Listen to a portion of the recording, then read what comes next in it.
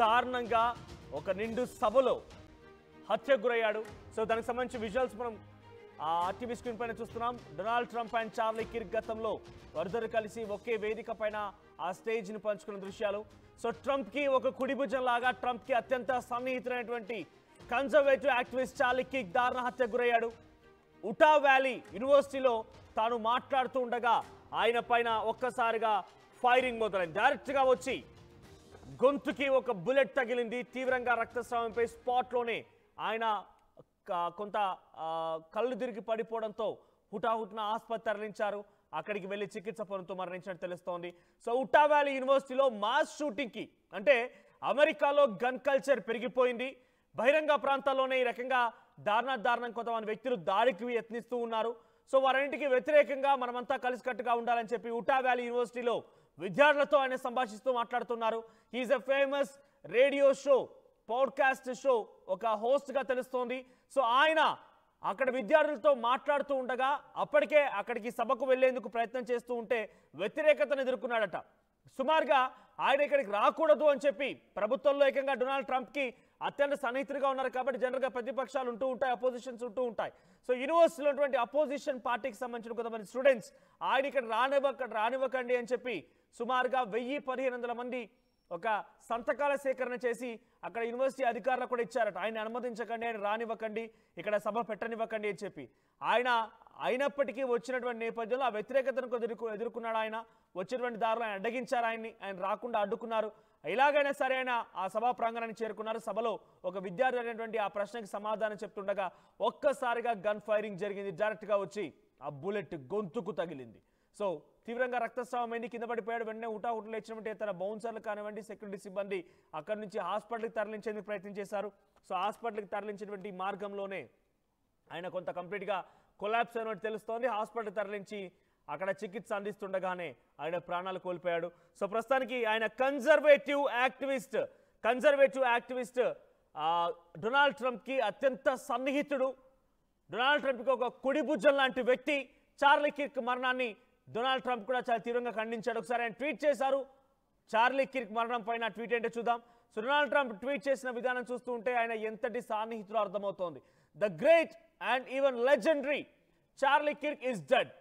No one understood or had the heart of the youth in the United States of America better than Charlie. అంటే Charlie కంటే ఇంకా ఎవరు కూడా American youth యొక్క మనస్సును తెలుసుకోలేరు. వారి యొక్క యోగక్షేమాల్ని, వారికి కావాల్సిన దాన్ని, అంటే యూత్ ఏం కోరుకుంటూ ఉన్నారో, యూత్ ఎలా ఎక్స్పెక్ట్ చేస్తున్నారు, యూత్ యొక్క నాడిని పసిగట్టే ఏకైక వ్యక్తి చార్లీ మాత్రమే. ఇక ఆ స్థానాన్ని ఎవరు కూడా భర్తీ చేయలేరు అని చెప్పి డొనాల్డ్ ట్రంప్ ట్వీట్ చేశారు. He was loved and admired by all, especially me, and now he is no longer with us. Melania and my sympathies go to his beautiful wife Erika and family.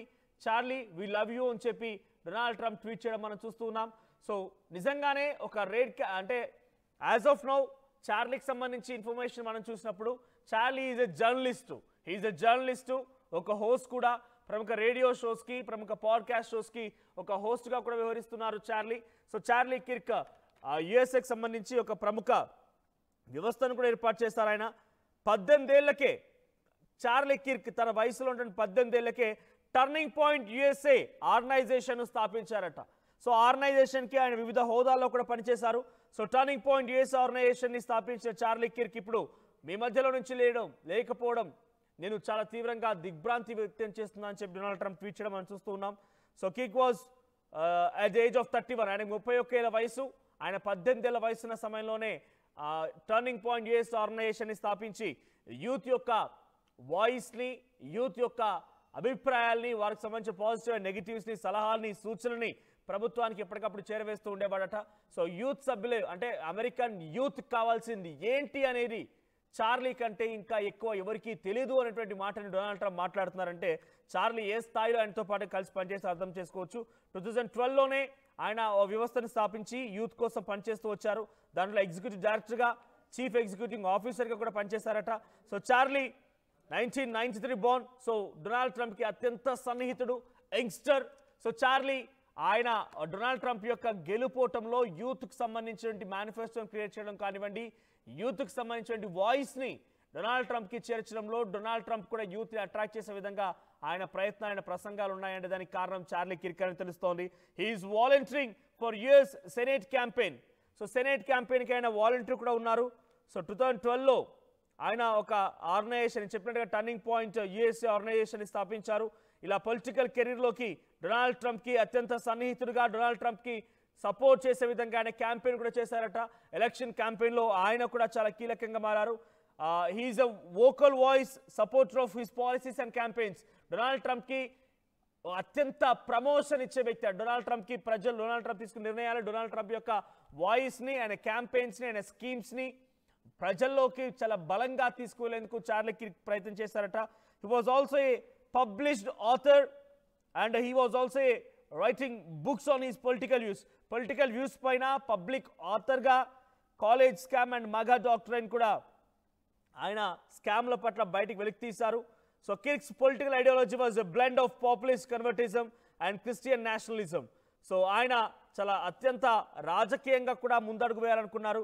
So Donald Trump యొక్క ప్రభుత్వంలో ఆయన చాలా కీలకంగా ఆయన చాలా కీలకంగా వ్యవహరించేవారు. ఇక్కడ మీరు చూస్తున్న విజువల్లో మీరు డైరెక్ట్గా చూపించలేకపోతే due to some guidelines. But అక్కడ ఆయన ప్రసంగంలో మాట్లాడుతుండగానే చూడండి, ఆయన ప్రసంగంలో మాట్లాడుతుండగానే ఆ బుల్లెట్ ఫైర్ అయింది, షాట్ అయింది, గన్ ఫైర్ అయింది. సో వెంటనే ఆయన గొంతుకు తగిలింది, వెంటనే అక్కడే కుప్పగొలిపాడు. ఆయన ఒకసారి విజువల్ చూద్దాం.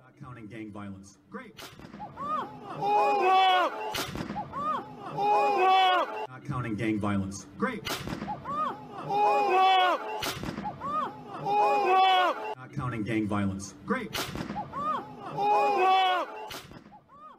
సో చూడండి, ఇక్కడ యుటా వ్యాలీ యూనివర్సిటీలో ఆయన మాస్ షూటింగ్ పైన, అక్కడ కార్యక్రమం కూడా మాస్ షూటింగ్ పైన, అంటే ఎక్కడ పడితే అక్కడ గన్ ఫైరింగ్ జరగడం, మాస్ లెవెల్లో షూటింగ్స్ జరగడం, అసలు ఏంటి ఈ స్థాయిలో జరిగిపోతుంది, ఎవరు ఈ దుర్మార్గులంతా అంటూ కూడా ఆయన క్వశ్చన్ చేస్తూ అక్కడ జరిగే కార్యక్రమం కూడా మాస్ షూటింగ్స్ పైనే, దానికి వ్యతిరేకంగానే అక్కడ ఆ కార్యక్రమం జరుగుతోంది. సో అక్కడ టెంట్ ఏర్పాటు చేశారు, టెంట్ కింద విద్యార్థులతో ఆయన ప్రసంగిస్తున్నారు. ఒక విద్యార్థి క్వశ్చన్కి ఆయన సమాధానం చెప్తున్నటువంటి ఆ గ్యాప్లోనే ఒక బుల్లెట్ ఫైర్ అయింది. అది కాస్త ఆయన గొంతులో దిగింది. ఒక్కసారి గొంతులో దిగ్గానే హెవీగా బ్లడ్ మొత్తం కూడా బయట రావడం మొదలైంది, రక్తం కారడం మొదలు పెట్టింది, కింద కుప్పకూలిపోయాడు. హాస్పిటల్కి తీసుకెళ్లారు. హాస్పిటల్కి తీసుకెళ్తారు, చికిత్స పొందుతూనే ప్రాణాలు విడిచాడు చార్లీకి. అక్కడ జరిగినటువంటి కార్యక్రమం ఉద్దేశం దేనికోసమే జరుగుతుందో అదే మళ్ళీ అక్కడ రిపీట్ అయింది. మాస్ షూటింగ్స్ పైన ఎక్కడ పడితే అక్కడ గన్ ఫైరింగ్స్ కి వ్యతిరేకంగా అక్కడ మీటింగ్ జరుగుతూ ఉంటే మళ్ళీ ఆ మీటింగ్ లో కూడా గన్ ఫైరింగ్ జరిగింది. సో అంతా తేరుకునే లోపే ఎవరు జరిగారు, ఎవరు చేశారనేది అర్థం కాకుండా పోయింది. అయితే అక్కడ ఎఫ్బిఐ డైరెక్టర్ కష్ పటేల్ కూడా ఇప్పుడు నిర్ధారించారు, నిందితుడు మా అదుపులో ఉన్నాడు అని చెప్పి తేల్చేశారు. ఆ నిందితుడు ఎవరో కాదు, సుమారుగా 40-50 ఏళ్ల వయసున్నటువంటి ఒక వ్యక్తిగా తెలుస్తోంది. 50 ఏళ్ల పైబడినటువంటి వ్యక్తిగా తెలుస్తోంది. ఆ నిందితుడు కూడా ఇప్పటికే అదుపులోకి తీసుకున్నారు. నిందితుడు కూడా వాళ్ళ అదుపులోనే ఉన్నాడు.